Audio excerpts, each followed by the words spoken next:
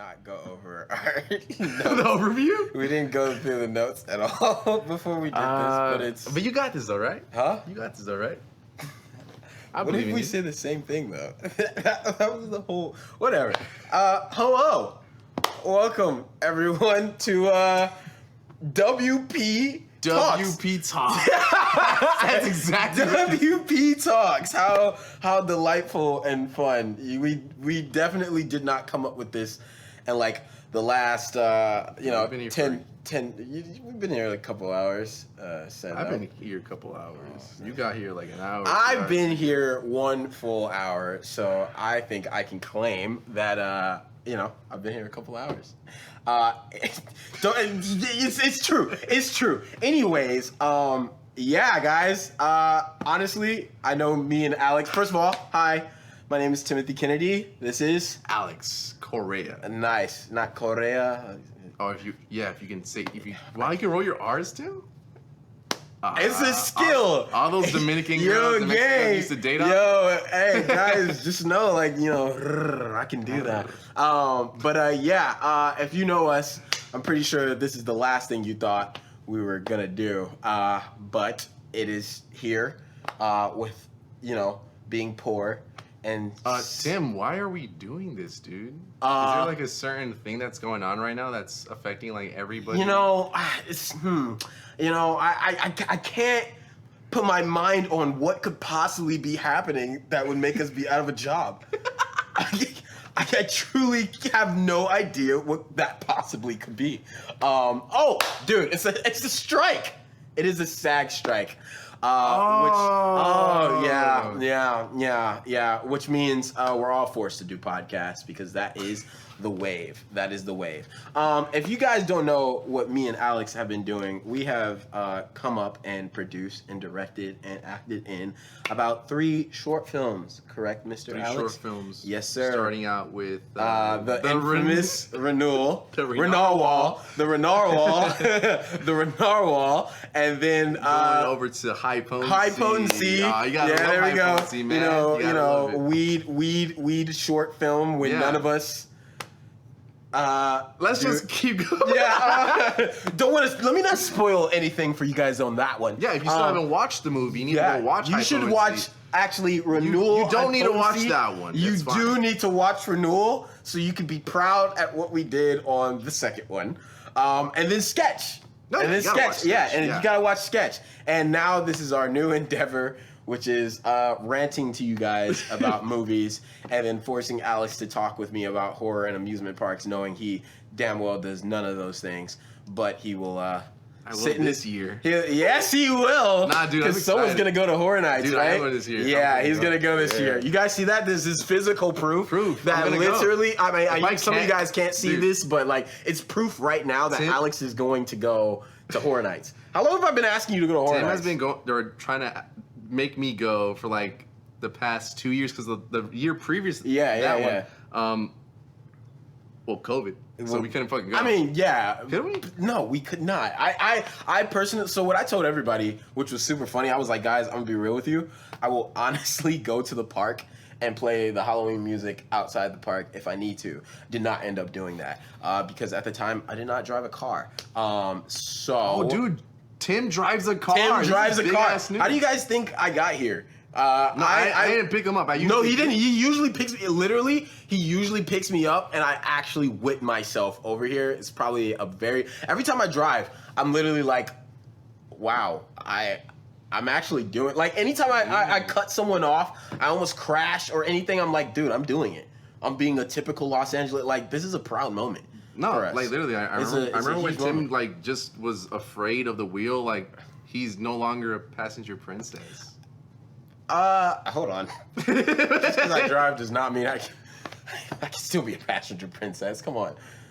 Nah, I'm over Fuck. it. Anyways, we are here because we want to talk to you guys about movies. And we what want better movie to start off with than the infamous Death Roll. Dude, I watched the wrong movie. You watched the wrong movie. Let me bring up my handy dandy book of God here. Exactly. We're here to talk about our daddy, Oppenheimer. Oppenheimer. No, Oppenheimer. no. Oppenheimer. Which one is it? Okay, let's have a serious conversation right God, now here we because go. Tim was Here we go. you know, when he started out asking me like, "Yo, we should do a fucking podcast." And all this Okay, shit. all right, He started all right. calling the movie Oppenheimer. That's what everyone was calling No, it. nobody was calling it Everybody was Oppenheimer. calling it Oppenheimer. I don't think a single person I knew who said Oppenheimer. That's how it's fucking pronounced. Who though. pronounced it like that? You didn't. The because dude who made no, Oppenheimer. because you asked people how it's. You heard people. You thought it was Oppenheimer like me. No, I said Yes, it you was did. Oppenheimer. When did Oppenh. swear on your life right now you didn't believe it was that? I swear. Oh, you're such a liar. You're actually such a liar. Listen, I think everybody thought it was Oppenheimer until No. we all sat in the movie theater No. and heard Oppie. Oppie? And Yeah. yeah, the Oppie. And then I was like, He's a free elf. piece of free. I was like, okay, whoopsie. So, real quick, Alex, I do want to ask you, Yeah. what was your experience when you were watching it? Like, where'd you watch it? How Alright, was that? So, me and Sam are clutch kings. So everything that we do, we Don't clutch tell to the people last that. fucking minute. Yo, don't tell people Wait, that. what? Don't tell people we clutch things. We do. I got that, but like, okay, go. Just keep going. We clutch the shit out of everything. Look Dude, at what we're doing right now. Yo, alright. Does clutch have a different meaning or something? You know, I just, or maybe you just want not. You I don't wanna want let- people to know we wait until the last minute. It makes it, we get to at least lie and say we didn't. Oh, okay. We are not clutch. Yeah, you idiot. Dry snitching right now, bro. What are you doing? All right. Wait, is my hair okay? Yeah, your hair is fine. Keep going with your thought Okay. process.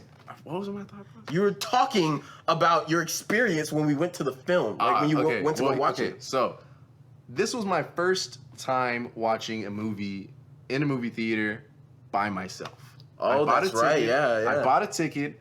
I was basically waiting on our friend Sergio. Yeah. Sergio did not pick up for like Oof. more than half the day, and I was over here like, damn, I can't watch the movie. But then I kind of like decided. I was like, I guess this is the moment where I'm just gonna buy like that one seat Yeah. that's in a good spot too. So it wasn't a shit. It was like Exactly, right up because front, you only like, have to pay for looking up. yourself, right? So yeah. and there was definitely like open seats. Yeah. So I was like, I can do that, and I get a good seat out of it too. So Yeah. down. Yeah. it was either that or do with Sergio right up against the screen. Yeah, right up against the screen. Was it in a good theater though? Or like, did you go to like an okay theater? You know what? Like it was, screen wise. It was a good theater. The only thing was I didn't get to watch it in IMAX. You didn't get the big Did one. you watch it like that? Yeah, so Oh, I went with my friends Crystal, Eric, and my boy Jimbo, aka John Mark, aka Shinobi. We went to Damn, we got a lot of names. let him breathe. Anyways, I usually go to AMC in the. I'm not gonna tell y'all where I go to AMC.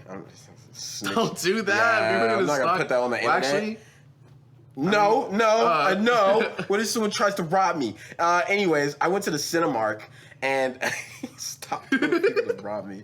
I went to the Cinemark and I went to go watch it in XD. And it's just I don't know how big the screen was. is it a square? No, yeah, it was, but it was like huge, bro, and it dude, I looked was like so it was jealous. almost felt like a dome. So I feel like I watched it the correct way I was supposed to watch it. Yeah, you did. And dude, they were right. Like the screen being like that huge and that big really kind of just like wraps you. And like for certain points in the movie, it felt like I was surrounded by it. Honestly, It just immerses you. That's yeah, it immerses you so much because you just feel like you can't move your eyes without seeing these everything, you know. Mm-hmm. And I'm like, dang, I see why they were like, you should go watch this in IMAX. You know, I still plan on watching it on IMAX. Yeah. I think I'm gonna go. I mean, if you're down, you want to watch it again, I'm down, dude. I'm watching it 3 more times.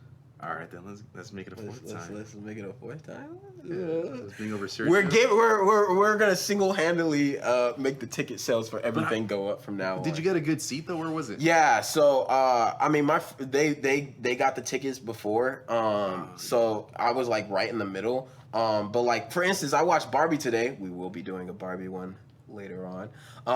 But I went to go watch Barbie today, and usually when like you're sitting, like you go by yourself to the movies, and I always advocate to go do things alone because it's like it's fun, you know. Enjoy being with just yourself. Like that's a power you can have on your own. And I went to go watch Barbie, and there was a cool seat. All the seats were filled up. If I had any more than just me going, like there's no way I would have had to sit in the front because I watched it at the AMC in the Dolby. And the Dolby is like big screen, and it's like the chairs are leaned back and the space is leaned back, and that is my favorite place to watch movies. Yeah, I was able to actually sit in a really nice spot that was like kind of high up, but like not too high. It was like in the middle, but it was like the edge where I could just like leave out and go to the restroom without having to trip over 3,000 people and stuff like that. So I really lucked out. I really hate watching movies like super close to it. Like to me, like I honestly feel like why am I even watching it? But you know what? It's not even that bad. Like a lot of people that complain about it. How is it not that bad? I've done it. I've done it. I think I watched Spider-Man: No Way Home in the front. Are you serious? Yeah. But like you have to keep like staring up like this the whole time. I gotta see is like Willem Dafoe's a big old like smile. Wow. You know? That boy was like, oh my God. Yep, I'm right next to him. He's literally right in my face. So you would rate that you didn't have any people like talking the whole time on their phone or anything like that? At Oppenheimer? Yeah. Hell no. No? Good for you, dude. I've been to movies where like it's just chaos, dude. There was this time, I'm not gonna lie, I went to ArcLight.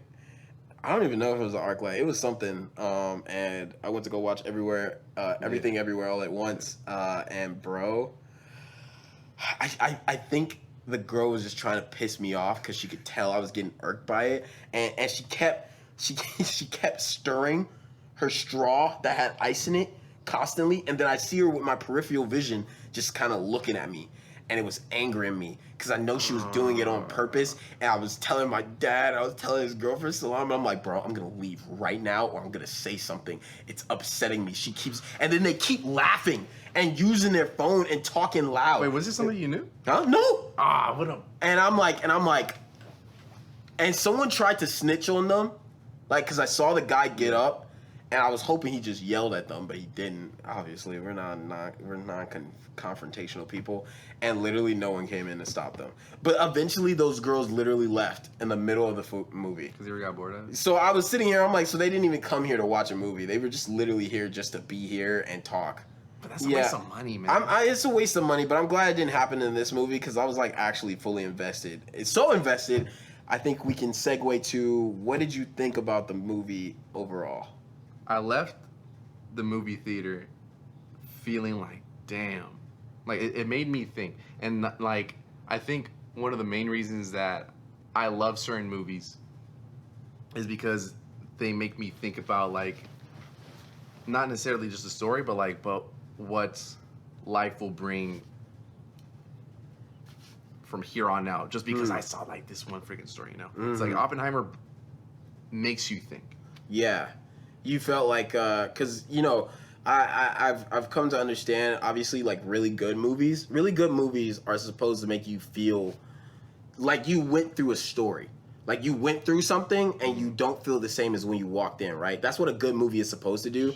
And there's a lot of times where I go into movies where I just felt like I watched a movie and I left. And Across the Spider-Verse was the first movie I watched this year where I literally left, like, I was like, dude, like, I just went through something in my life and I'm outside just going to work now. Like, what? And so when I watched this movie, I felt like something was different. And it's probably the length of it too. Honestly, the fact that it was 3 hours that's a long investment to give into something. I don't think that, like, for me, like, I've watched movies that, like, last close to 4 to 5 hours. There's movies like that. Yeah. 4 hours, dude. You watched a 4-hour movie? 4-hour movie. Once Upon a Time in America. What? Mm-hmm. Once Upon a Time in America. Yeah. That's what it's called. Yeah. It's a movie by I don't remember his name. It's the same dude who made like all those Once Upon The Good and Bad and Ugly, you know. Yeah. 4 hours, bro. 4 hours. Yeah. 4-hour movie. That's insane. You know what's so crazy about 4-hour or really long movies? They have an intermission in the middle. You ever had that? No, I've never been in a movie so long where they literally let you get a break in the middle. That's like a theatrical play. Yeah. Wow. I guess that would be the rule they would probably have to do if they're like, if you're in a movie, like you have to give like an intermission in between so you can let people do stuff. Because like like I said before, listen, I'm accustomed to 3-hour movies. I'm fine if it's entertaining to me, or if I'm like engaged. But like I think that definitely added to why I felt changed in a bit, because it's 3 hours of sitting in the same spot watching the same humans talk. Like, I'm not conversing really with the people around me. I'm literally watching other people live life on the screen. For 3 entire hours of my life is just watching something. So it makes sense to me that I can leave out and my brain is thinking of them as almost like they really, like I'm changed and stuff, because I've been watching the same people speak. It's almost as if I was not there and I'm literally just watching someone. I disagree. You disagree? I think I don't like when I went to go watch the movie. It was so captivating to the point where I felt like I was a bystander of like the actual event that was happening right in front I of me. feel like that's the same thing though, because I mean, like you can like watch something and then like not be connected to it, but also like the way I like, is that the way you felt? Like I I felt like I was the air. Like I was just there. I was not like my body, like the world around me was not there.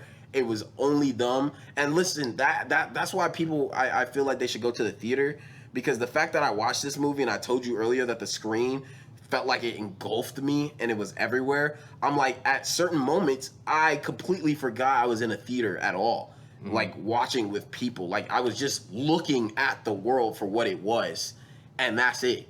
And I'm like, that's why to me it feels like because I was watching, it was almost like I was doing it.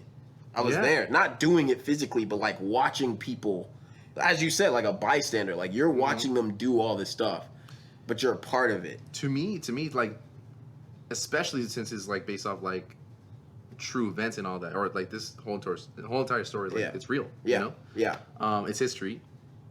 So it made me also think like, you know what, this is. Like, it made me feel like if I was, like, an extra in the movie, and I was, like, actually, like, oh, shoot, like, people just died in, like, Nagasaki and Hiroshima, you know? So, what is your overall? You know what? My overall, for that film genre, 10 out of 10. 10 out of 10? 10 out of 10 10. out of 10? Damn. I'm never the person to give out a 10 out of 10 for most movies. I don't know what it was about this. I'm sure we can get into depth with it and like try to like understand like why I give it a 10 out of 10. But dude, like Christopher Nolan like did his shit. I'm giving it a 9 out of 10. Okay. Only reason I'm giving it a 9 instead of a 10 is because truthfully to me, that first part was a little choppy. Like you that, mean the entire like first, like the first part until they started because I know probably in their brain they were thinking like we know people are coming here to see us make the bomb, and in reality they kind of moved through the bomb kind of crazy. But until they got to, I think it was Los Alamos. When they actually went to the camp. Yeah, when they got to the camp of Los Alamos, that's when I started to get interested. Like when they started to build it, when Mark Wahlberg walked in. Matt Damon. Matt Damon. Sorry. Sorry. Cut that out. Cut that out. Nah, I'm Cut leaving that it out. in. I'm leaving it in. Please, guys. I'm kidding. I'm so sorry. Mark Wahlberg. Not the Mark Wahlberg. No, yeah. When Matt Damon came in, I'm not gonna lie, he woke me up. His demeanor and the way he was talking seemed so off from what I was just watching for the past hour so far of everyone else. And he comes in here with this big imposing way, and I was just like, oh, I'm here now. And then when the whole Los Alamos and them looking for scientists and stuff, like I started to, you know, now I'm feeling, and from that moment on, I was engaged the rest of the movie. All right. Let me tell you something though. Yeah. When the movie started out, I was like, why is it so fast? Like everything's happening so fast, so fast paced. And then when it got to like maybe the second or third act, they were still talking fast and things still felt very, very like sped up. But I felt like I was more understanding of it, and I was like, did it slow down for me? Or did I just catch up? Yeah. So I need to watch it a second time Yeah. just to be like, oh yeah, the first part was like definitely sped up. Yeah. Or did I just get used to that? No, so 100%. This is gonna segue to our next thing, which is what did we like about the film? Before I go back to talking about that first part, I really just wanted to state that I just loved from the second act to the third act, like the pacing there to me was spot on because now I felt like I caught up to them. I felt like I was understanding what was going on. I felt like it had like an actual like. You go here, and then you go here, and then you go here, and then you go here, and then you go here, and then you go here. And then, honestly, and this is the spoiler territory as well, guys. So, spoiler alarm, beep. I'm not gonna put any sound. We're gonna have a spoiler. We're gonna have a spoiler sound at some point. There is no. This is just gonna be him saying, Please don't. Please don't do that. Yeah, so when they started getting to the third act, at the end, like after the whole Bond thing was done, right? I was like, cause after it was done, I was like, well, how are they gonna keep going? Like we did what was done. Like we know what it's gonna do. But there's nothing else to add to it. And that whole storyline of like the aftermath of all the things that Christopher Nolan was like attaching to that we saw at the beginning. Yeah. I was just like, bro. You're talking about what shots, right? Yeah, like I'm just like Albert Einstein stuff. No, yeah, because like I don't know if I'm just stupid and I didn't understand it, but at first it seemed like he was defending him this whole time in the first half of the movie in the court, and it seemed like they sort of made it look like he was defending him, obviously, so we didn't see him look like a villain before. Just to show us at the end, he was actually attacking him. Dude, yeah. At the end of the day. Like, that was his goal. And I'm like, dude, that's genius. Because this whole time you're thinking, oh, he's trying to save him. Like, Oppenheimer.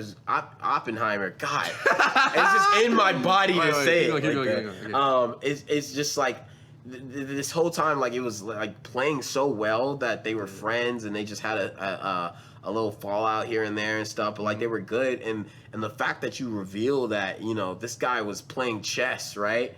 This guy was playing chess, but Oppenheimer already knew what was going on, and it's like two smart people are like just playing a game of chess on how do you win, and I'm like, to give us a third act that none of us were expecting out of this movie because we all were so focused on the bomb, the making of the bomb, the stress of the bomb, that we couldn't even perceive what else they could be talking about was awesome to me.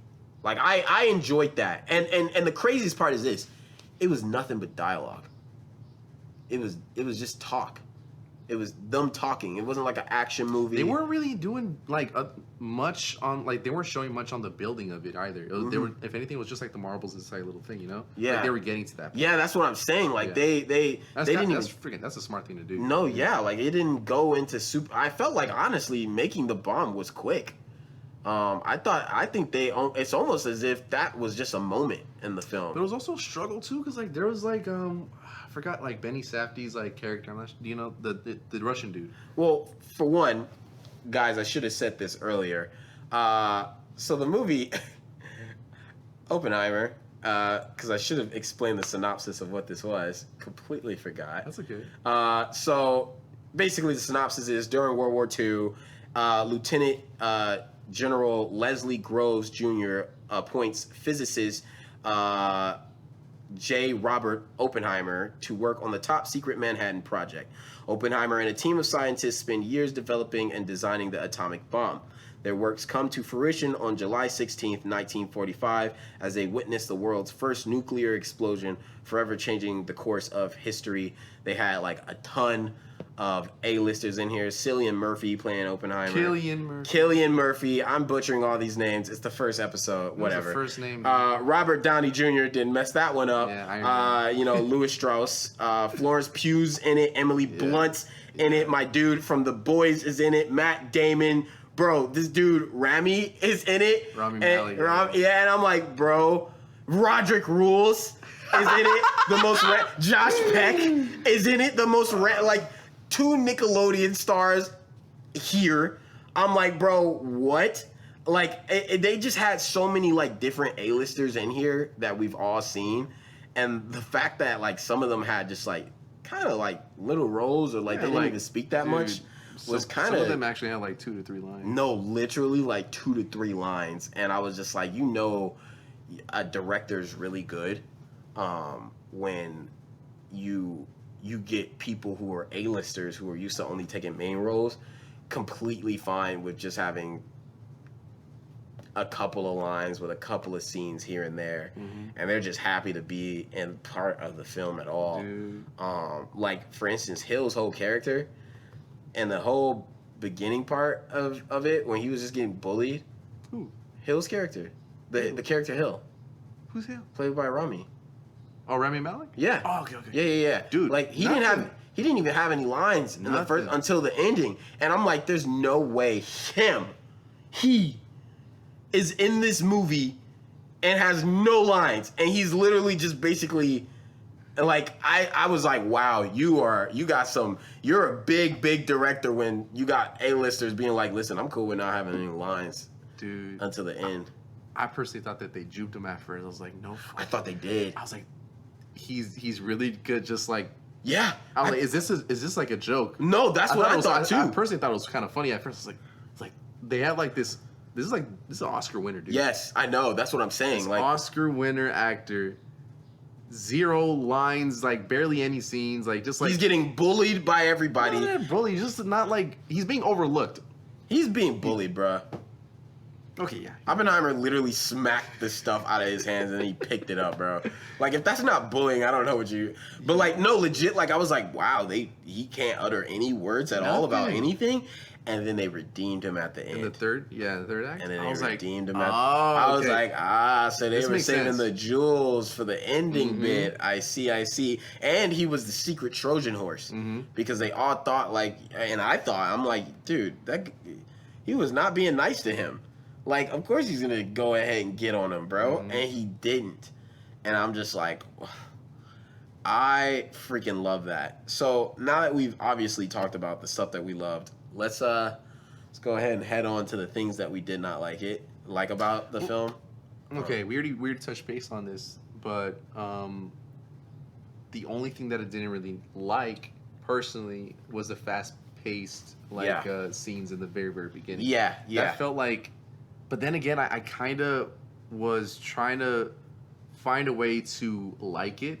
Like I was just trying to find. I was like, is there a way where this can make sense?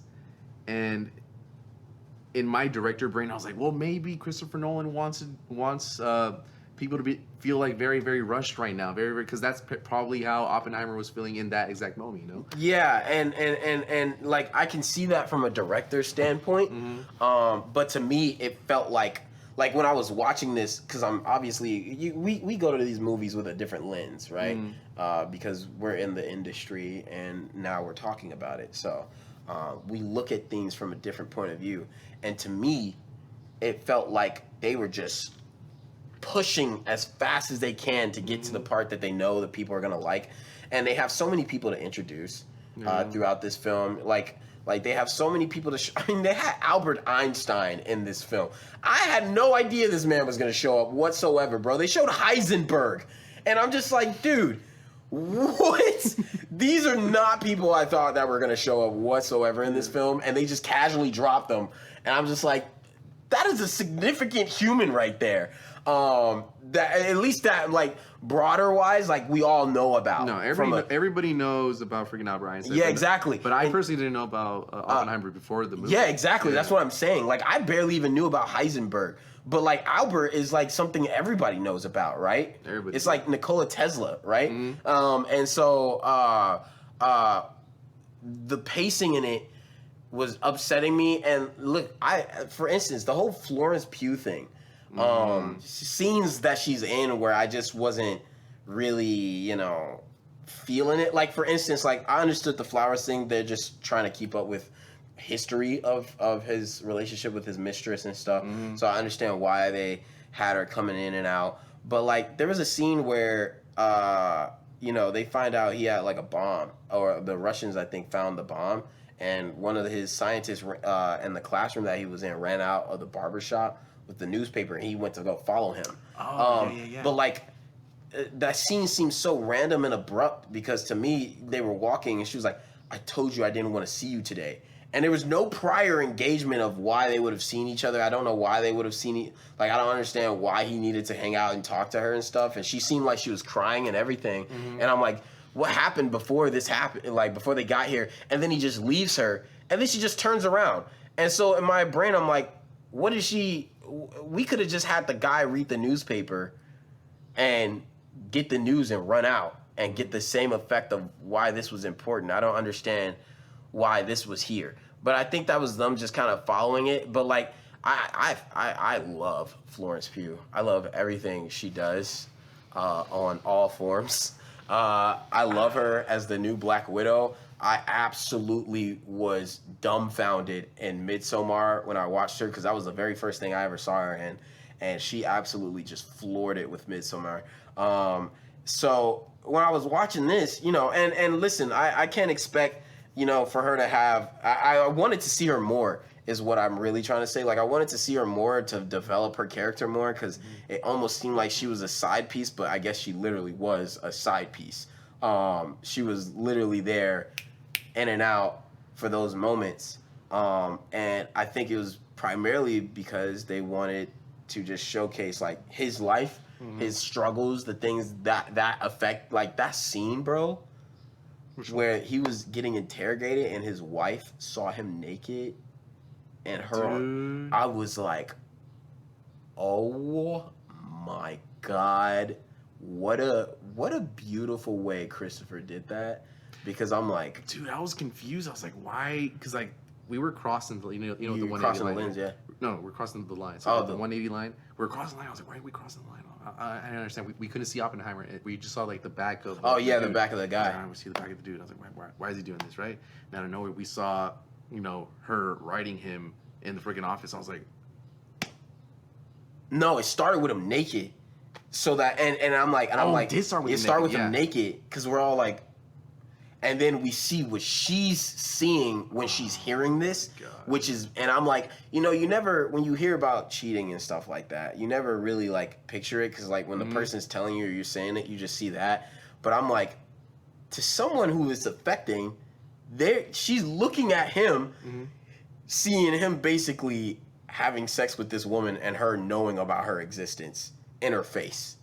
And she's like, wow, I'm bearing your kids, and you're literally having sex with this girl who offed herself.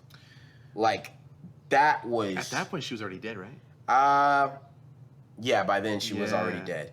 Because he was just recounting Yeah. the stuff. So I'm like, bro, man. And you wanna know what I love? I absolutely love that they did this with Emily Blunt's character, Kitty, where he was sad, and I was half expecting her to start caring for him again and crying with him and stuff. when he was like laying down. Yeah, by the and rock. she was like, no, you don't get to do that. Get a Yeah. grip. And I'm like, exactly. Get a grip, because she doesn't need to be sad that he's sad, even though that's her husband, right? Like, he did something foul. She already don't like her, right? So she doesn't have to feel the sadness of being like, oh, it's okay, I'm here. Like, she's like, bro, get a grip. You want to see tears? I'm crying, bruh, because of what you did. And then here's what's even more crazier. That boy was a dog. Man slept with another dude's wife. Who? You know that blonde lady that he was like talking to with the wine and stuff, and his wife was there at the Christmas party Oh, I forgot looking at about him? her. Yeah, bro. I'm like, this man smashed someone else's wife. This man cheated on his wife, and then he had sex with his wife. And I'm like, what a dog. And the entire time, This man's crazy. didn't he like tell like his friend or somebody to take care of his kid for like a good minute? He did? Yeah. So he like, you gotta take care of Hibbity Hoopla. Hibbity hoopla. I don't remember that part. Wow. Dude, it was in the very beginning, like literally, like he came back home. Emily Blunt's like over here, like fucking mad, and she's like shit faced or whatever. She had like, oh and yeah, then he- yeah. Dang, dude. No, it's so crazy to me, because like, in my brain I'm like, dang, I didn't know you would have that much room. But I guess when you are being the head honcho of anything. This bullshit is like, it's like, oh, I'm too busy to do this, too busy to do that. Yeah. But I'm like, yeah, but you're also fucking. Yeah, you're fucking. So I'm like, But like, you know, we also didn't make an atomic bomb. So what do we know about his brain? Hey, dude. I did want to say one of my favorite scenes of the entire film has to be when he goes back, the bomb set off, and they're talking. He's talking to the crowd of people. I love that they had one black guy in that entire scene. They had one black guy in that entire scene. And in my brain, I was like, you know what? I've never even asked if there was any black people in this film. Did it matter for you? It didn't matter at all because that wouldn't make any sense. Like that literally would not. I know they were not chilling and doing science with them, and if they did, they would have not been shown. So it makes 1,000. I'm not sitting here being like, I feel like a black guy could have been in this. I'll tell you straight up, I didn't even see him. I didn't even notice him. See, because and you know that's. I'm not gonna lie, that actually kind of surprised me when I saw him, because I looked and I'm like, why is he here? This is like 1940s, 1950s, like patriotism on a very Republican side too, because they were all so happy to kill, you know, the Japanese and stuff. Dude. And I'm like, these people would have not been cool with sitting next to him for sure. Guaranteed they would have not been cool with sitting next to him. And I'm like, and he just stands out so much because, you know, he's around this sea of white people and it's just him. And I'm like, he definitely would have not shown up alone either. But that's besides the point. That was just something I noticed. Where in this scene, was it when Oppie had just when like... he's doing this, when they're all that doing shit? this, and he's walking in, yeah. and that's been being played this entire time, and man, we didn't know about scene... it. Bro, dude, amazing. Because I love the silence in that freaking scene, dude. The acting in that scene where he's just like, you could just read the subtext in his eyes, where his body's moving, but internally he's like, dude, oh my God, these people are crazy. You know, yeah. These people are psycho. What have I? Do they understand what we did? Like, and they just, his body is like, well, the only thing I'm sad about is that I wish we built this sooner to kill the Germans. They're like, yeah.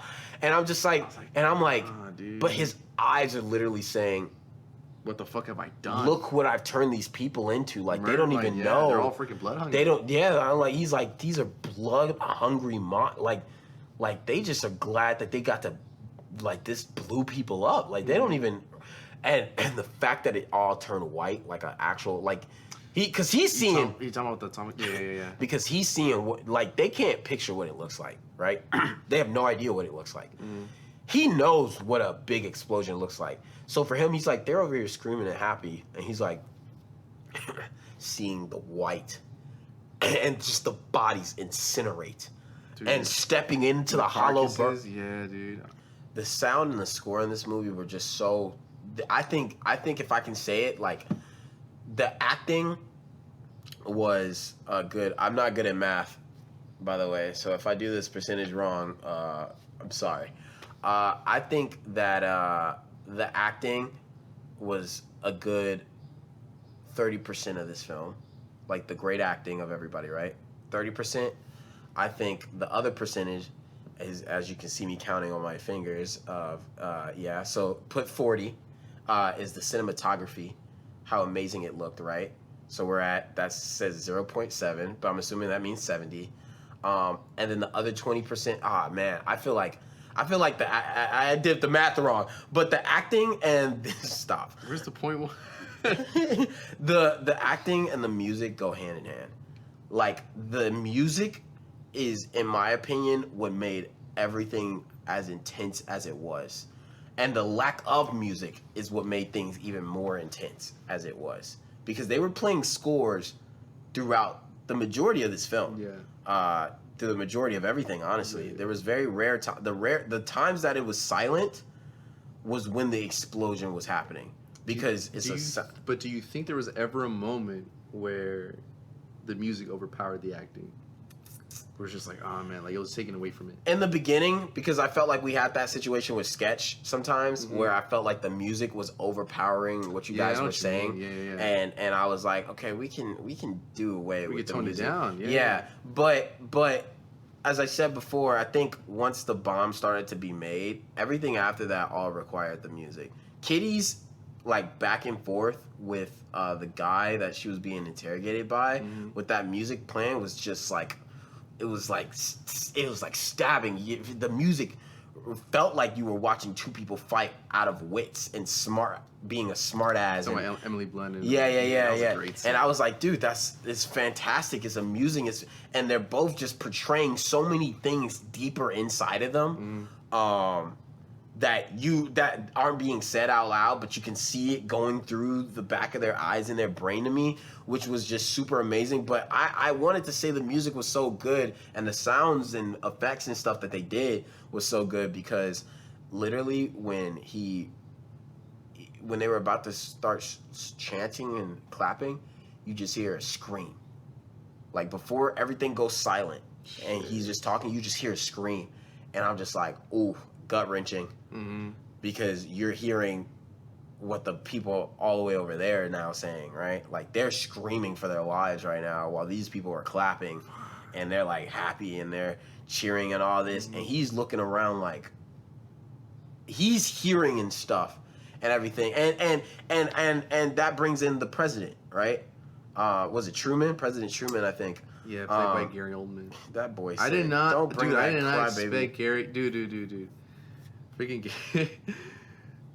Gary Oldman. I did not expect that. But when I saw, I was like, no freaking. Okay, so when that scene happened, I think it was one of my favorite scenes, just because of how like the talk between him and the yeah, president. it just felt like man, get the fuck out of here, you know? Yeah. Like Oppie was literally just concerned. I was like, oh man, I feel like I have blood on my hands, and then the president's like, man, you didn't drop the bomb, I did, you know? He's like, get the fuck out of here. And I thought that was so powerful because in my brain I'm like, he's kind of right. Do you think that if Oppie never wanted to actually like want to make the bomb, that Truman never would have like done anything to Japan?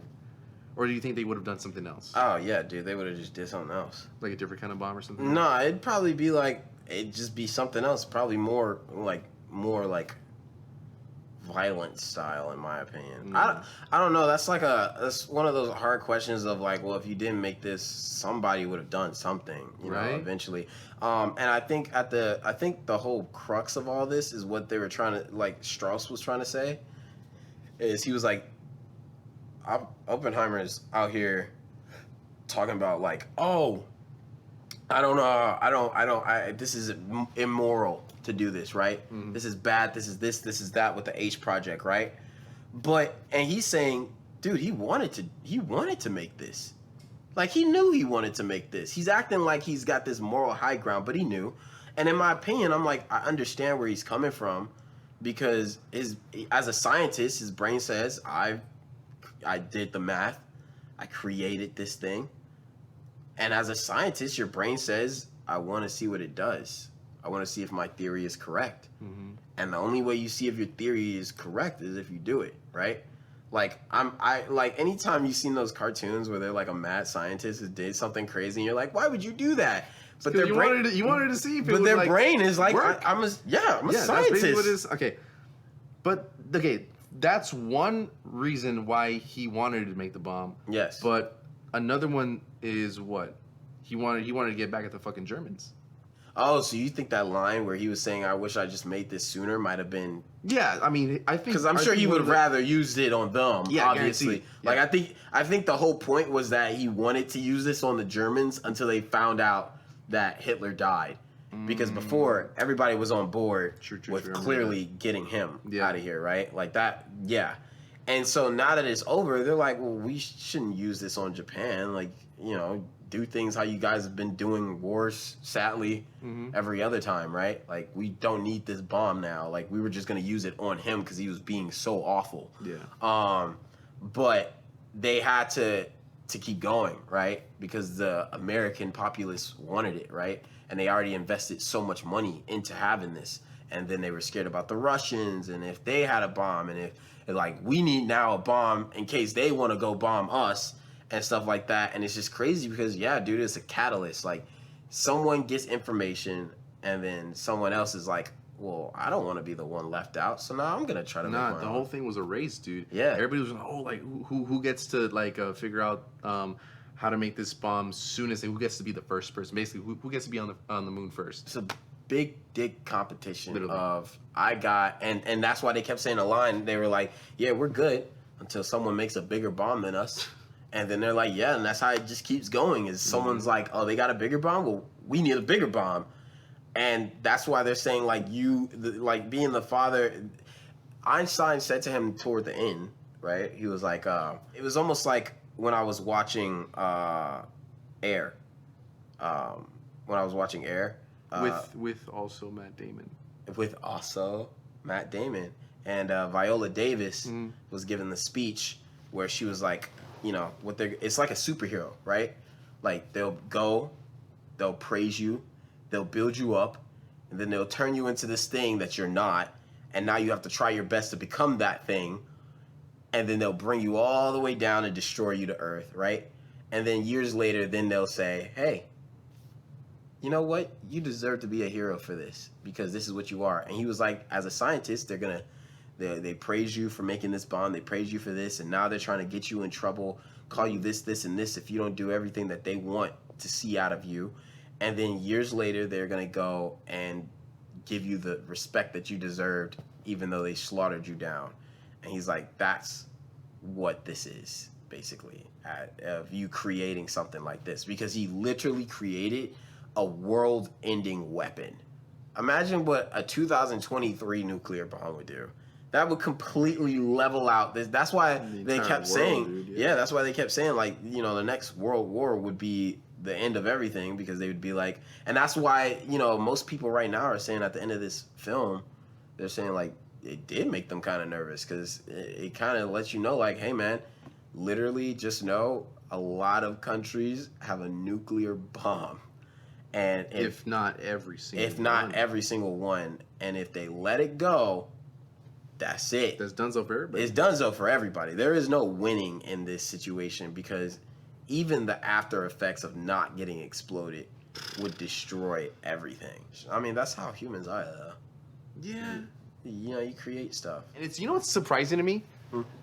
When I first walked into the theater, I saw a lot of people that I was not expected to see. What do you mean? So I did not expect like young couples to go watch Oppenheimer together. Really? I sat next to one. Dude, I sat between two. So I'm over here like, literally when I was sitting down at the theater, I was over here like, this is an awesome experience just because like, I'm alone. Yeah. I'm watching this movie and I'm like, I've never seen so many people getting like all their popcorn and like stuff at the concessions, right? Mm-hmm. I was like, that's a lot of people. I've never seen like that many people. Like, I think it's because like I've never really been to a theater where the movie just came out. Usually I wait like maybe a couple weeks, if anything like a couple days. There were a lot of people in that freaking like theater. Yeah. And most of them were for the Barbie, to be honest. Like I Duh. saw, Oh yeah, 1000%. and I'm over here like, oh, I gotta go. I was walking behind like this big old dude like in the way, like between like me and Oppenheimer. I was like out of the way, you know. So I got inside.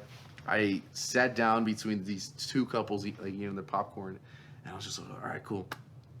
And when the movie ended, I was over here like thinking, I was like, wow, I really wanted to go like right next to the, like I wanted to like look to my left and right. I'm like, wow, thank you guys for sharing this experience with me. Dude, I've never watched the movie alone. Bro said I was six-wheeling and that none of us were connected in any way. I was six-wheeling and you were just there. We shared that experience together. You did. I didn't You get did. either of their names, but yo, we shared that Did you experience. try holding hands with each couple? Dude, I was like leaning up against like this one, like one of the couples. I was like, nah, I can't do that. So I went to the other one. I was like, nah, I can't do that either. Why would you not recommend this? I wouldn't. I mean, I wouldn't recommend it to somebody who has a niche of like just like fun things, you know. This isn't it's like very a dark. This isn't an uppity like, oh my god, this is so fun. You know? Yeah. And I mean, this I would recommend to like film bros or like people who like I don't know, like dramas or like. Would you recommend everybody Succession? You're right. No. No, right? No, not. I love Succession. But why? But Why do I you love like it from an Succession? artistic and cinematic and acting process. But I know as a show to watch, like if I was just casually trying to watch TV, like dude, Succession's a lot, bruh. It's a lot to take in and listen to, and could come off not entertaining. You're hearing about stocks and money and all this stuff when I'm only seeing god tier acting right now. In my Yeah, that's face. what you're focused on. Yeah, that's what I'm focused on. So I guess when you put it in that way, like I see what you mean. Because yeah, this movie is very, it's what you would assume is an artistic version of theater of a movie, right? Like this is the peak form of a director who's using all the stops to make a cinematic masterpiece. This is not something you take everybody to. Nah, this is dude. not a lighthearted thing. This I is- saw this tons is- of couples yeah. going to this, and I'm like, this is not. I was questioning. I was like, are they having a good time? I would assume so, because I would assume they wanted to go because they wanted to. Listen, I respect Oppenheimer for being so great because they caught the wind of Barbie, and because No, they caught the PR of Barbie. Yeah. And because they're literally, after watching Barbie today, the complete polar opposite. It was mainly people going to watch it both, like at the same time. That's why you probably saw so many both couples. in the same day, 'cause- right? Yeah. Which for one, I have no idea how people could do that because they're so different. Like I understand the cool part is how different they are. I couldn't think. I think I enjoyed Oppenheimer better. I'm gonna just say Oppenheimer. This is in my head already. Hey, bro. Whatever. I've been doing this for like. Everybody knows I know, how it's- Tim pronounces Oppenheimer. Shut up. I don't know why he says Oppenheimer. Oppenheimer just makes sense. Oppenheimer just seems No, it wrong. does not. Oppenheimer seems wrong, dude. Your grammar teacher would be Your frowning grammar right now. teacher. Spell it right now. Oppenhei. Fuck. No, you were doing fine. Oh, see, you messed. Wait. So he can't spell. So No, I it's fine. can't spell. I just you can't. was He can't spell. confused for a little bit. Yeah, whatever. This guy, imagine not being able to spell, but criticizing Imagine me calling on Oppenheimer not, on me Oppenheimer. not. Oppenheimer makes sense, and no matter what anyone ever tells me, it makes sense. I guarantee when everybody watches, they're going to be like, "What the fuck's wrong with Tim?" Dude? No one better be in the comments saying. Everyone should be saying Alex is stupid. Okay, we're just gonna go with that. I'm so sorry, people. But no, yeah, like after watching Barbie, I'm like, I enjoyed watching this movie first, and then going to Barbie because Barbie was also a fantastic masterpiece I think it's like in its down and own up. way. Yeah. But in my opinion, if I watched Barbie first and then this, It's like, damn, the world's fucked. no, I'd be like in such a like two different. It's so different. Yeah. And just even the language that they speak. Mm-hmm.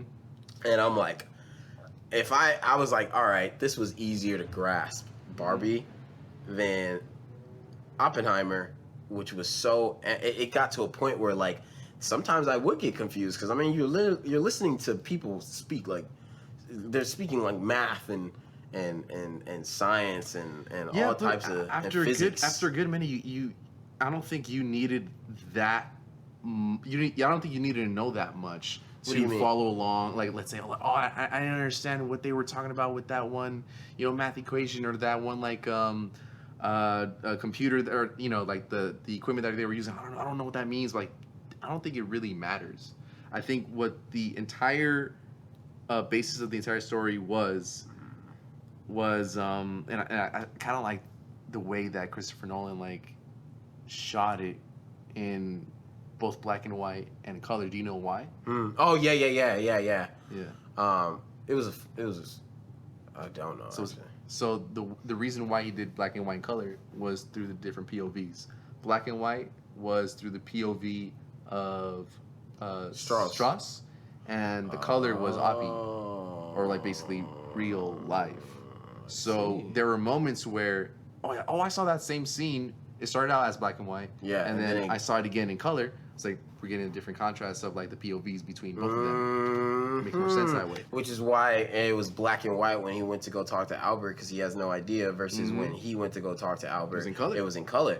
Oh wow! So we get the real story now. Yeah, I didn't even think of that. And it's crazy. I think the whole story, the whole basis of the entire freaking film, was based off of Strauss's like, oh, they're talking shit about me, you know? Because Strauss's like idea was like, he thought that Oppie was talking shit about Strauss, which is why Albert just left and he didn't even like look up to see him. You remember that one moment? That's the whole reason like that Strauss had it out for Oppie, was because of that one little moment of like, wow, like Einstein just walked past me. He didn't talk to me at all. Well, no, he said he felt embarrassed because he was being made fun of when they were doing that one case thing. I think. Well, yeah, it's like it's a bunch of it's one on the other. Yeah, but the whole reason that and it was revealed at the end, the whole reason why Einstein just walked off and he was just like didn't want to even look at him or like didn't even want to like say any words was because Oppenheimer was like, yeah, I think we built the thing and we have now changed the course of history and death is literally upon us. And he had to take that in because he was like, what did we create? Or what have we created? Which is a heavy thing. You never think about it, I don't think, scientist-wise. Like, you create death, basically. Like, you created it. And, you know, I think they touched on it on a movie that I'm sure a lot of you guys are trying to forget, which is Eternals. I don't know if you ever watched Eternals. Yeah, you didn't watch it? I watched it. You did? I like that. Yeah. Brian T. Henry's character was his superpower was that I think he was the technological advancement. Like he did that and he was undercover, basically being a scientist. And he was basically saying he's the one that helped create the bombs back in time, right? Like he gave them the ideas on how to create these bombs, and then when he saw what humans did with it, then he vowed to not use his powers again because he was scared they would do something else with it, right? And I'm like, that's sort of kind of how they are, where it's like, you know, you create these things because out of the idea of science and just being a human and wanting to advance things, right? It's the whole AI thing, right? Yeah. Like I'm sure they understand the complications and problems that AI is already causing now, and it's in its base form, right? But as a scientist, their brain is like, how advanced can this thing get? They can't help themselves, literally, because they're like, I just want to see what it could do. What's that one saying where like curiosity killed the cat or some shit? Yeah, but like curiosity is also how we have the things that we have now, right? Like curiosity is the reason film in general is just because of curiosity. Like, yeah, like I mean, yes, I guess from their patriotic point of view, their brain said, okay, we blow them up. It's either them or us. It's them or us. It's a survival instinct, right? And so we go, we do this heinous act, right? But we bring our troops home. And we care about our troops. Yeah. So anyone that's not with us, we are able, from hindsight, to see how awful that was, right? How stupid it was to do that, because they literally targeted cities that only primarily were really filled with civilians. Like they picked those. And from hindsight, we're in the future, we're able to be like, dude, why would you do that? Like, you did not need to do all that. But from their point of view, from 1945, their brain said, this bomb is going to make them stop.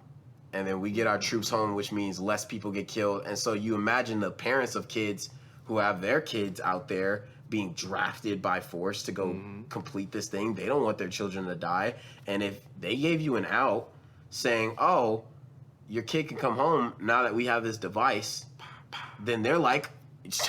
Do it, yeah. Do it. Like, get my kid back here. Like, I don't want what? At the cost of making someone else's kids and families and stuff. You see, it's a damned if you do, damned if you don't sort of situation that humans put themselves in when they kind of do these things. But I just thought it was, I thought Christopher Nolan did a fantastic job of portraying the curiosity of a scientist who just wants to make something, and it's never been made before, and he just truly wanted to see could he do it, right? And then also show the patriotism of winning for the American side, of being able to pull yourself out of the war, of being able to stop the other war, to feeling like, you know, pride and a hero in your country, and then showing the repercussions and the sadness and the consequences of doing the heinous act that you did, and primarily being the one that was leading the act, and not like, you know, people who were never in the war, like to them they just are, yay, we did it, because they had nothing to do with it, right? But he's literally seeing it, and he knows what the destruction looked like with that test thing that they did, and they did that scene. It was, You know what I'm curious about, dude? Hmm? So, the way that Christopher Nolan rolls is that there's no CGI involved. yeah. So I'm curious, like, Oh, that explosion was real. They said that. yeah, but Do you think they? The only time I felt like were there ever moments where it was like, I thought there's the CGI snow, going I thought on? the snow was CGI. The snow? Yeah, they had snow there, and it was like flying around, and a part of me was like, that snow looks a little too nice. Dude, there's moments in that film where I'm like, no way that's like... Listen, maybe we just cannot believe that's what it looks like. I have an idea of like how I would like, you know, like let's say if I like there's like moments where it's like getting really tense with Oppenheimer, right? And like stuff in the background just like moving around like stuff, right? It starts freaking out. I'm over here like, how do they do that? Like I can easily do that like on like After Effects or whatever, right? But like how do they do that like and shoot it on film and not do any effects after? Well, I mean, I we have have no idea how intense. I mean, this is a $200 million project. Personally, I would do that by lighting. Like if there's like a little thing in the back and like I can like, cause like the thing's like spinning around. Like I don't know what it was. It was just like jittery. Everything was jittery in the background. Oh, I know what you're talking about. I think that was an effect on purpose. I think that was an effect on You purpose. think it was a lighting effect? No, yeah, I think they did that. I know what you're talking about, because Yeah. sometimes it would seem like the background would glitch, right? Yeah. But I think they were trying to keep track. I think that is some other form of significance he was adding. Of, I don't know what it meant yet, which is why when I watch it again on Saturday, like, I'm gonna try to take a closer look, right? Because I'm like, all right, anytime he started to zone out and stuff, right? It was almost like, because in the whole first half, right, they would constantly do these cuts of space and glitch and twisting and Yeah. Adam spinning and all that. And I'm like, anytime he was psyching out and he's like, it's getting loud and louder, it would almost be like the back would be like another explosion. Yeah. And I felt like that was him, like Christopher Nolan trying to insinuate he's having many explosions in his actual life, along with the physical one he's Literally, building right now, with him literally like ticking, and everything's closing in behind him and stuff like that. Like, I think even in an interrogation scene where everything turns white and he's talking, Oh, yeah. because it's a ticking time bomb. He exploded in that moment. Huh? He exploded in that He moment. exploded in that moment, and although it I wasn't, think there was a moment where like when everything turned white, he said something he didn't want to say. he's literally having his own explosion internally, along with the explosion of physically doing it. And it's just showing like an after effect of like, it doesn't just need to be this bomb that's happening. Like he's himself also feeling like there's many explosions going on in his life as well. So I just thought they did a fantastic job conveying all that. Yeah. Do you think there's ever like moments where you were trying to catch up with the story, but it was just a little hard for you? And I think there was like a couple moments for me, but there was like a cool little thing that Christopher Nolan did. I was like, that's kind of smart. And I don't like, sometimes when I see other people doing it, I'm like, whatever, you know. But the way he did it just felt like, oh, here's a little reminder of who we're talking about, you know. So like, let's say they mentioned like, oh yeah, this person, like, and then Oppie would like take a second, he would think about it, and then we would literally see like a small like 1 second clip of like who they're talking about, and they were reminded like, oh, that's who they're talking about. Yeah, and no. then they would cut back, you know. Yeah, I was like, yeah, that's yeah. fucking smart. Oh no, it is smart, because like Yeah. you get so many names in this movie, you'll like, forget instantly. You're already gone, dude. You just watch so much other stuff. Why would you remember it? And then they'll show the character, and you'll be like, oh, Especially because like the first freaking part was like so freaking quick. was I was like, how am I filled supposed with- to catch up? How am I Dude, supposed to like it felt rushed. retain any of that? yeah. So I think maybe Christopher Nolan was like very, like he knew that. He was acknowledging that. He was acknowledging like, yeah, like I know like the first part is like really quick, and maybe for reasons that he chose, Mhm. but I am like thankful that he gave us like those small little snippets of like this is what we're talking about, just so you can like follow along still. Especially in the first part when they were doing the whole jargon of science and math and numbers and stuff like that. Like I was being lost because I feel like you kind of got to take a minute. Like you're not preparing yourself to hear that type of talk for it's literally like sitting in a class, like an actual like physics class, and you're hearing all these things and you're like, I don't know what you're saying. You feel like you're almost zoning out, right? Yeah, you're zoning out. Yeah. And that's why I'm saying when they got to Los Alamos, or Alamos or whatever, it felt like because the whole time in the movie I felt like they jumped. 1 minute he's riding horses. Next minute he's having sex with Florence Pugh's character. Next minute he's at a birthday party for 0.1 second, and then he's gone from that birthday party, and then he's somewhere else. Yeah. And I'm like, none of this seems like it's matching up. I feel like I'm teleporting across his life right now at this very moment. There's no like cohesive story where it's all just following one line to me. Like I feel like I'm just teleporting around until we got there. And then it felt like, okay, these jump cuts have a reason of why they're going here. Yeah, but that's how Christopher Nolan rolls, dude. I was told that, and I think I just get confused because like it just felt super rushed to me. But as we got closer to the middle part, it just felt like it felt better. But obviously, and I'm sure most people kind of know him from The Dark Knight, and that's where I got into his brain to see how he did things. And I think that's why I was confused a little bit, because like I've never seen him jump cut so quick. And so in that movie, I'm like, I never felt like it was rushed about anything. Yeah. It felt like, we're taking our sweet, sweet time with these things. So I guess, but like I said, I feel like he had a reason for why it was kind of just like that first part. They got people to introduce, they got relationships to show off, they got the main character to show off. They're trying to get you to the exciting part to them, and they don't want to bore you with an hour and 15 minutes because you can imagine if it's a 3-hour movie and that's what they stopped at, imagine how much the original first cut was. Dude, I guarantee you it's such a lot. Like I heard it's like 11 miles worth of tape. Dude, I saw that and I'm like, that means like the original, they probably cut out so much. Yeah. They probably, most of the characters that we saw that probably had no lines probably had tons of lines. You know what's crazy, dude? How long do you think they took to film this? I'll tell you straight up. You're gonna be Don't give me a hint. Don't no. give. You're gonna be amazed. No, they took 70 days. 2 months, yeah. Yeah. 2 months. I read that and I was like, yeah, dude, what? For all that? That's a lot. That's a lot, which means there was a lot of sleepless days. I can't even imagine doing that much in that little time. And most people would take 3 to 4 months. And so the fact that they did that in like 2 months is insane to me, because I'm like, bro, that's locations, that's outfits, that's deserts, that's a real bomb, that's fire, that's extras, that's food, that's sleep, that's location, that's where did you visit, where did you go, pick up shots. Like the fact that it only took 2 months, like I feel like it puts in a perspective. Like right now, I'm very happy this movie is coming out when it did, and I'm very glad it's getting the hype. That and Barbie are getting the hype that it is. They deserve it, dude. The movie theater needed it. I think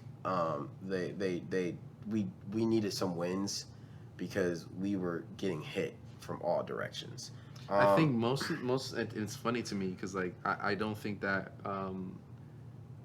genuine like moviegoers who are like excited for films that aren't necessarily, let's say, Marvel or like superhero stuff, you know, like those are the kind of people who like have been I guess having the theater as their home.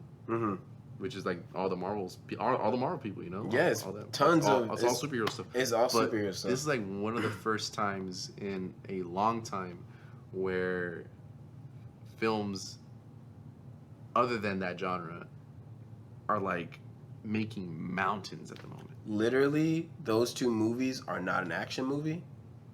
and they're not a superhero movie. It's crazy. And literally, it's just like, wow. And maybe it's just the fact that we got something else. Because as you were saying, the majority of the movies we've been seeing are either Disney adaptations, they're superhero movies of some sort, or there's some sort of big action movie sort of thing. As we know, horror movies don't really kind of do that much unless they're a very, very, very big franchise. Yeah. But they're never gonna do on some like Barbie numbers for the most part. Even Get Out is not doing that type of number, and Get Out was a phenomenon, you know. And so to see two movies like that, like that's what I'm saying. Like I think this is good because it's gonna force people to be like, I want to go back to the movies to experience what I experienced there. But Having people go outside because people are so used to just staying in and watching a movie. Right? now they are, yeah, because they're like, why leave when I can just watch it at home? And it's like, no, dude, It's a gift to be like it's a gift. to go out, watch that, and watch it with other people. And to have the experience of just like being there, like your attention's there. You're not sitting in your house and your distractions of your phone. People are like, oh, well, I could just pause it and go to the bathroom. You're or more like, inclined, you're literally more inclined to either go on your phone, pause the movie, literally just do whatever you want if it was in the comfort of your own home. But being in a theater makes you like, oh, I shouldn't go out because I'm gonna miss something, or I might disrupt somebody else's viewing of the movie. in my opinion, I don't even think you can enjoy a movie as much as you can in a theater at home. Like, because there's been times where I've watched a movie at home at first, because I just didn't feel like getting up, and then I went to go watch it in the theater, and I had a whole different perspective of it because I had the surround sound, I had the being able to be in the theater and be like just encased in just watching the video. I don't know if that was the wrong word, by the way. Okay. It just felt good to watch it there versus like sitting at home. Like I most of the time, like I can feel like that for a TV show, but it's made to be at home. Right? It's made to be at home. Movies are made to go to a movie theater. It's always been to go to a movie theater. So to watch these films and to see the response, because like honestly, the only film that I feel like people were recently hyped for like this was Into the Spider-Verse, across the Spider-Verse. And it's a shame that that's one movie out of tons of movies that have come out this summer. That's the one movie that is getting good reviews all around and doing good, and it's not a box office flop. I haven't watched Barbie just yet, but I hear it's getting good reviews. And it's great. I know Oppenheimer has the reviews are skyrocketing. It's perfect. Exactly. It's almost like a perfect film. It's literally like just fantastic to have both do really well right now, which helps for future projects, because then it makes people be like, people still will go to the movies. Because that's what the bigger, scarier question was, is are movie theaters dying? Are movies and as an industry just getting too stale and people can't come up with something new? Because after so many flops, right, people start to wonder like, okay, we're seeing the same thing. And I gotta blame that with some of the superhero stuff, to be honest. Before it was like, you probably got like 2 superhero movies in the whole year.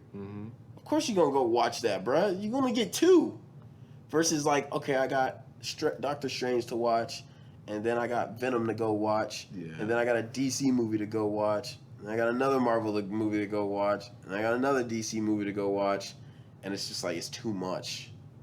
It's too much of the same thing, but with a different font. It was literally like, sometimes it was like, oh yeah, like this version of Batman, now this other version of Batman. Yeah. And, less of a span of maybe a year or 2. Yeah, that's what I'm saying. I'm like, it's not like a... Like and then you start comparing, right? You compare, and then you're like, well, if I like this Batman more than I like this Batman, why am I gonna go to the movie to watch this Batman when I can watch this Batman? And is this Joker a part of this universe, or is that?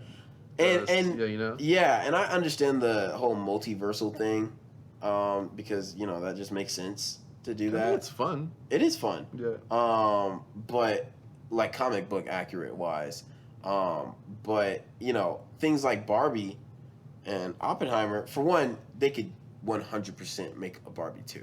I don't think they can. I don't think they would, but Oppenheimer. knowing Warner Brothers, if this is a fat success, their brain is immediately gonna 100%. Honestly, I think they might do another Barbie. They would I be mean, like, dude, Barbie 2. Personally was not expecting another Joker. They're making a Joker 2. Yeah, I know. Some over here like, But with Lady Gaga. yeah, as Harley Quinn. And we were shocked. I hope that it's gonna be cool. I think it should be. I don't think it should not be.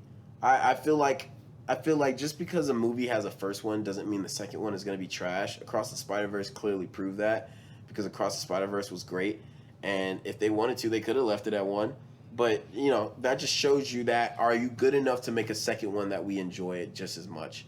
Because that's harder.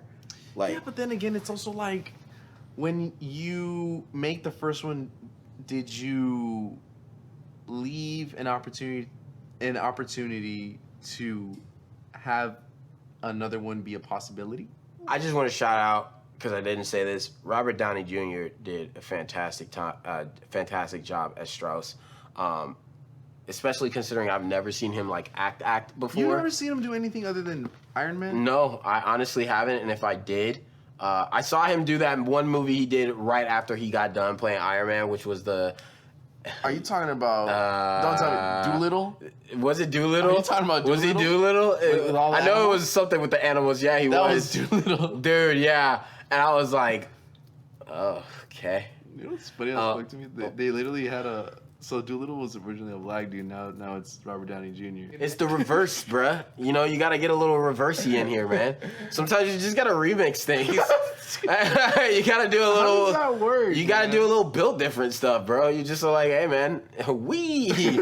But no, yeah. When he was talking and doing his stuff, I was like, dang, this should have been the first one to come out. Because this is something. This is how you do it. This is how you come out. I just love the clothing in the movie because I'm like, dude, I feel like they're mafia bosses. Like, Well, that's also like. was that the style back then? Yeah, that was a style back then. But like for scientists, yeah. really No, I mean that was at least for him. But that was Oppie's style. interesting. Yeah, everybody had like that clean, like looking like. Dude, it's suit. hard. It's cool. hard, bro. They look like Yeah. cowboys, But the and thing is, like, it looks good on Oppie because like he's skinny as shit. yeah. So that's probably He's a why. Skinny, bitty dude. Yeah, dude. So when he's walking in with his hat tilted, cigarette in his mouth, Yeah. I'm like, are you sure this guy's a scientist and not like a drug lord somewhere? Because he could fit that one. I wouldn't believe that this is a physicist right here. Yeah. Like I would not believe he'd be like, I actually don't fire guns. I just go put things up on the board here and stuff like that. I have a question for you, dude. Yes. So when I was watching the movie, I had a small little hard time like believing that he was young in those like in the beginning. You know, did. Well, I mean, although like yeah, the actor's like I don't know how old. He's an old dude. He when he was I guess when he was playing younger and like still in school, he still like had really like mature older face. Well, I mean, because obviously they did the de-aging. No, they didn't. No, they did not. They didn't. Yeah, I was like, wait, no, they didn't, because No. he prided himself on not doing that. Yeah. I thought it was fine because I'm like, I get the idea of what they wanted and what they were trying to achieve, and they wanted to keep him there on board and not just go hire someone else that just looks like him. Yeah. And so I was like, listen, I get what you're like. To me, honestly, he did not look that old. Like them making him older, Yeah, was that was good. That was Yeah. It was clean. It was clean because he looked, dude. The thing that they did for his eye when they made it brown around and stuff. 'Cause I was like, okay, when they made them when they made them look super duper old, it didn't look too real to me. Not too real. him or the other people. Benny Safdie's character. I think you don't like it because he is naturally looks younger already in real life. It's like the reverse effect, You right? talking about Cillian Murphy? Yeah, because Killian Yeah, who he already looks looks a young older. looking dude, He already looks even though he's older. old. Yeah. So them making him younger, you're like, no, you still look older, right? You just look strange. But when they made him look older, it fits him because he already looks older. Versus that guy's character, like he was already young. Believe it or not, I think when they made Cillian Murphy look younger, I believed him more than when they made him look super duper old. Why? I don't know. It just I thought something that about made the sense. makeup just made. I thought it made was look weird. I thought it was the brown around the eyes. was- yeah, because I it's like like that's that. a small detail because he I like smokes that. all the time. But the hair just wasn't. I feel like it felt not right. Why? Real. It just looked That makes real. sense that he would be receding, have Yeah, it just receding didn't hair. look real though. How does it not look real? What was The not makeup real team about it? It didn't look real to me. I call BS on that one, dude. No. I looked at him and I'm think- like, that is a frail man. Okay, how about this? Benny Safdie's character, the dude, the Russian dude who was complaining, was like, you know what? I can't work in these conditions. You are a liar. Dude, and I you literally did was look- looking at that their hair, like the dude, like Benny Safdie's hair, was like an unusual gray, to the point where I was like, that just looks like they got like white makeup and just like combed it in his hair to make it look gray. Like you could still tell it was black. You know, he has black hair. It's like, nah. I believe both. I believed his younger, older, and middle self. I didn't think it was too much. I am curious to know though. Would you watch this movie again? I know you're going to, and I know I'm going to. Mm-hmm. But if you didn't have to, like, would you watch it again? Well, I don't have to. Huh? Technically, I don't have to. But would you? Yeah. I Yeah. think I would definitely want to watch this movie again just because, well, for one, I have to experience it in IMAX. Yeah. I have to. That is a must. I I agree have with to that. experience it in Yeah. IMAX. I think that's if I have to watch any movie right now with all the buzz around it too, it has to be Oppenheimer in IMAX 70 millimeter. Yeah. You know? Yeah. So you know that saying where it's like, fuck around and you find out. Fuck around and find out. Yeah. Fuck around and find out, bro. Now we have an atomic bomb. No, yeah. Now we have literally an atomic bomb, bro. Shit. The shit. No, it's crazy, but like it just makes sense when, you know, humans always fucked around and found out for good or bad reasons. It's just human nature, and you know that's why Strauss was saying at the end, he was like, you know, that's why he wanted to know what it would do. And although he knew it was wrong to drop it on people, because he picked the cities. He picked the cities. Hiroshima and Nagasaki? Yeah, like he was there when they were choosing which city to do it at. He was part of that. But he too wanted to see, like, is my theory that it was a callback to before when he was like, when he did the math, it was wrong. He was like, it's not possible until they physically did it, right? All the callbacks were really, really well done. They were really too. well done Yeah. because, like, I just thought about it right now. I'm like, yeah, your theory of what you wrote is wrong until you do it, right? And then you see when you do it, it's a different process, and then you're like, oh, right? And so he thought the explosion would be what he experienced right there, which was a white light, big explosion, and then a shockwave, right? The thing he was afraid of was the atmosphere catching on fire. How many people do you think he killed? And he started with 70,000, right? Yeah. And he was like, no, 100 something, da-da-da-da-da. And then he's realizing, like, this thing was way more catastrophic than I thought. Because he's like, if that killed 200,000, and because, you know, he even said that in his speech, he was like, we don't know what the consequences of this will be later on down the road. And that's why when he counted, like, I think it was up to 200,000 people died from that one bomb. 200,000. And I'm like, damn. And I think he realizes, and that's why Albert walked away so hard and scared, because he's like, 200,000 people from one bomb, they know someone's going to build a bigger bomb. They know, and that's what's just going to be, is just bigger bombs, bigger bombs, bigger There bombs, on out. bigger bombs. Yeah. Hydrogen, the hydrogen bomb. Like, he's like, they're like, we gave them the blueprints to make, if that killed 200,000 and that was 1945, a bomb today could take out a whole continent, maybe. Like, it could absolutely just decimate now, because it's had like decades of just refining and creating and getting bigger. If someone shot a nuclear bomb at us, would you rather the United States or wherever you're watching this from, would you rather your continent or your country shoot their own nuclear bomb back at them? Or would you rather it just shoot at you, you don't shoot at everyone else, and it doesn't end the world? Because on one hand, if you shoot it back at them, at least you know you're not the only one that's gonna suffer. They're gonna suffer, and you have that in your mind as well. On the other hand, if you take it and you suffer, you didn't also help doom the planet. Which one would you guys pick? Which one would you pick? And then we'll close this out. Question, man. It is a horrible, awful question. And it makes you think, doesn't it? Don't worry, guys. We'll be talking about Barbie. Do I really want the rest of the world to like just die? I don't know, Alex. You tell me. I don't know. I think okay, I know what your answer would be. You don't know what my answer is because I didn't answer anything. You shot me, I'm gonna shoot at you. No. I didn't say anything. I'm pretty I didn't sure. say no. I You don't know. guarantee. You don't know. All right, anything. just blink once. Blink once. I didn't even blink. He I blinked. literally have not blinked at all. You're a liar. He literally blinked. I again literally right did now. not blink. Answer the question, Alex. Tune in next time for Barbie. We're watching Barbie, dude.